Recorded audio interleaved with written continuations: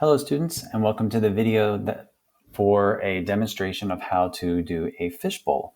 So as you can see, Ms. Steele and Dr. Smith and I will be kind of pretending to go through that same process. We're going to use a different poem than the ones that you have in your assignment, just so you can kind of see how it works. So let's start off by reading that poem together, and then I'm going to have Dr. Smith and Ms. Steele be on the inside of the fishbowl while I take notes on the outside.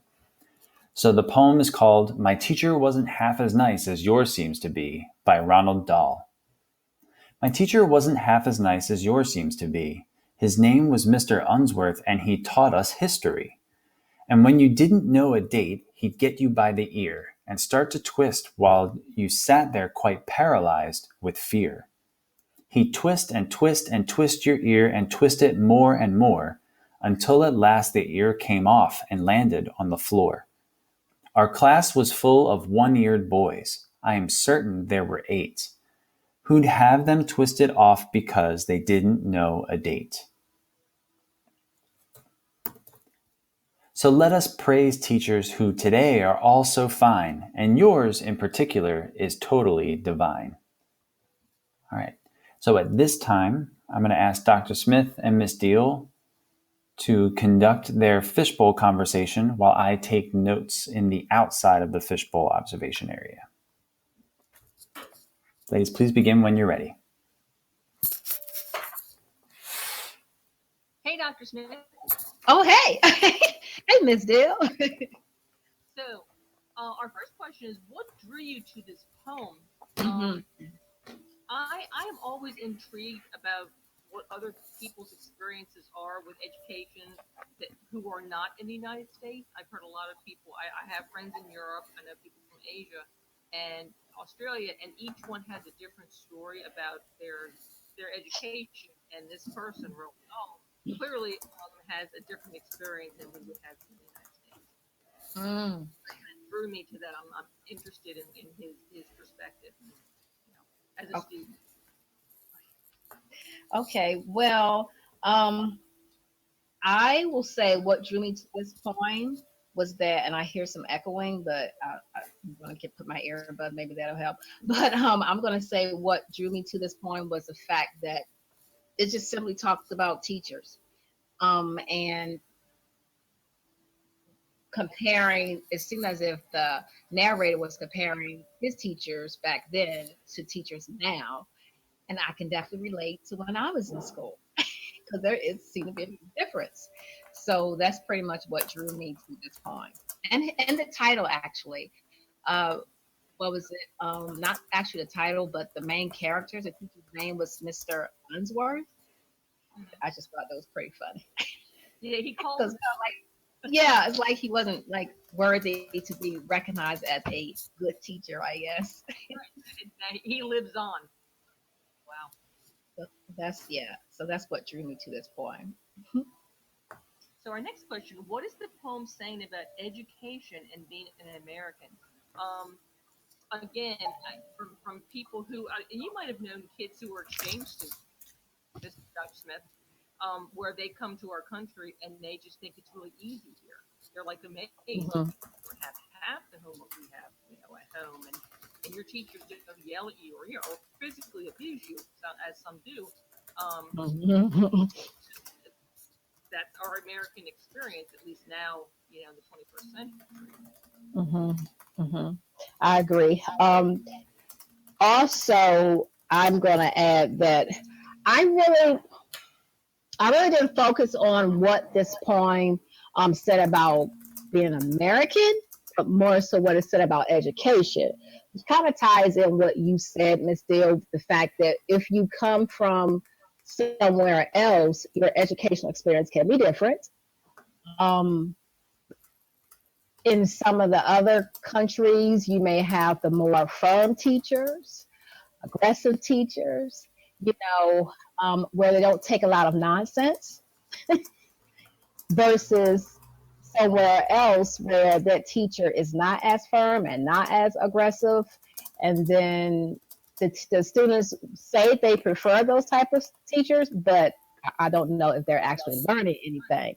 So For me, in my opinion, and I just kind of think that's kind of what this poem is saying about education. Like you see the different type of teachers that students prefer, but I don't know if that's the more effective way of teaching. A good argument, yeah. I mean, the kids are, in terms of global education and where we stand in competition with these kids are always ours in terms of where they are. Like in eighth grade, they're already Right.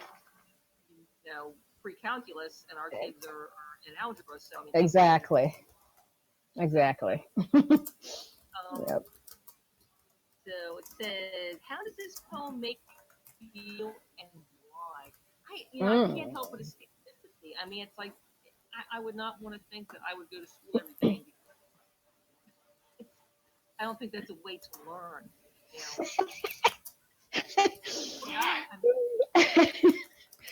You're gonna can't wait to hear my response to this deal.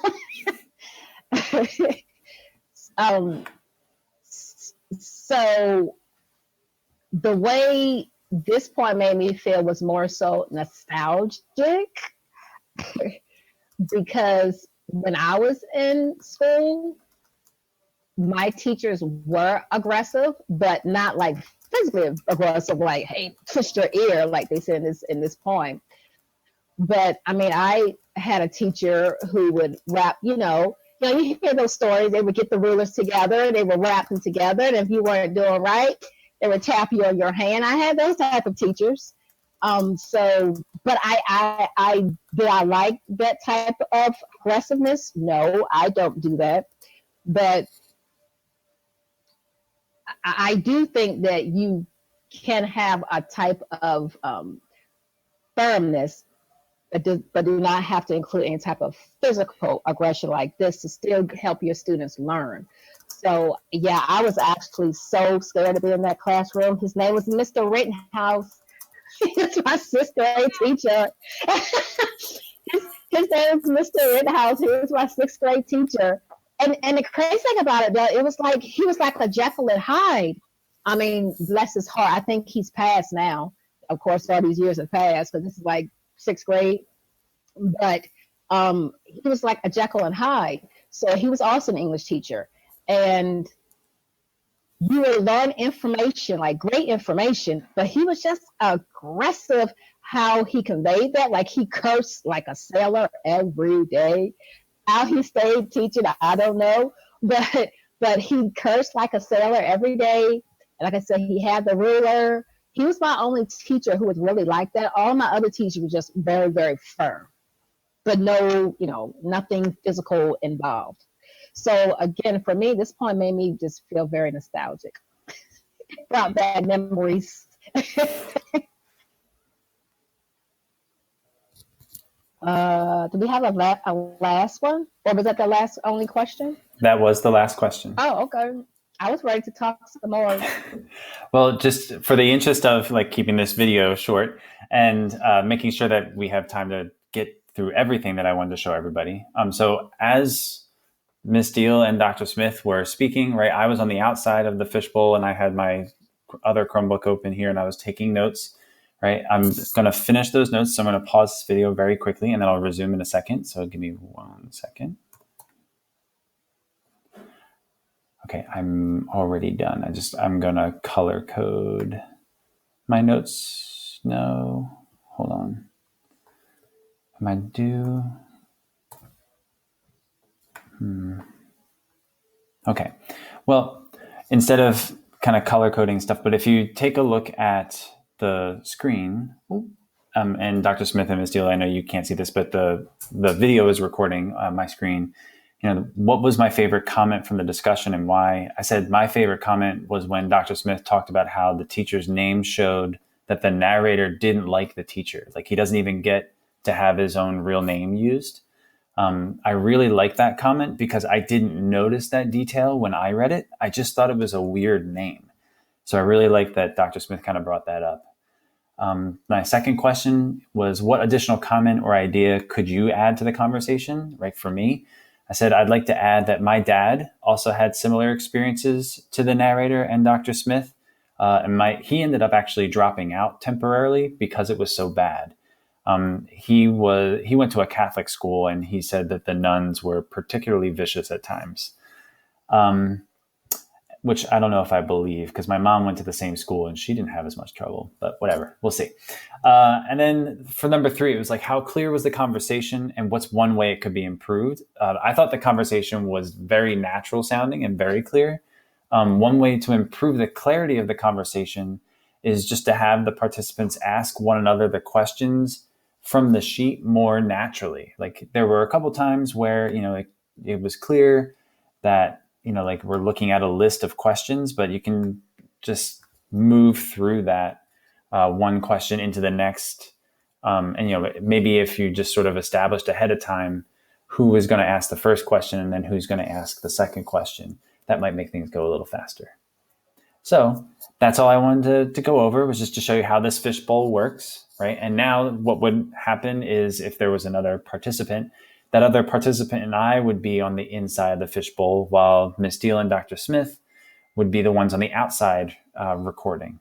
And then we just finished up that activity and we're ready to turn it in.